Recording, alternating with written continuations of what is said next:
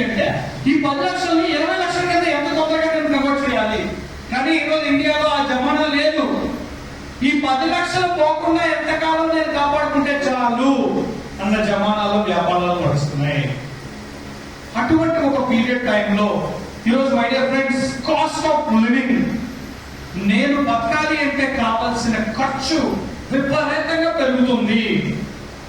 ఒకప్పుడు ఒక 5,000 10,000 పట్టుకొని ఫ్యామిలీతో వెళ్తే, షాపింగ్ వెళ్తే హ్యాపీ అవుతుందాస్. ఈరోజు బైక్ ని పిల్లల్ని పట్టుకొని షాపింగ్ వెళ్ళామంటే ఒక 40,000 పేమెంట్ చేయించాం, మనం బయటికి రాలేని పరిస్థితిలో ఉంది.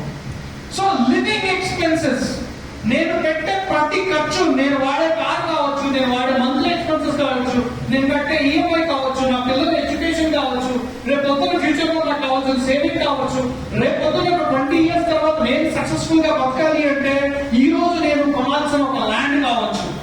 ప్రతి ఒక్క పేస్ లో నా కాస్ట్ ఆఫ్ లివింగ్ పెరుగుతుంది. కానీ ఈ రోజు మనం చేసే ఒక బిజినెస్ లో కానీ, ఈ రోజు మనం చేసే ఒక జాబ్ లో కానీ ఆ ఇన్ఫ్లేషన్ కి క్యాచ్ అప్ అయ్యే ఎక్స్పెన్సెస్ అనేది ఎక్కడా మనకి రావట్లేదు.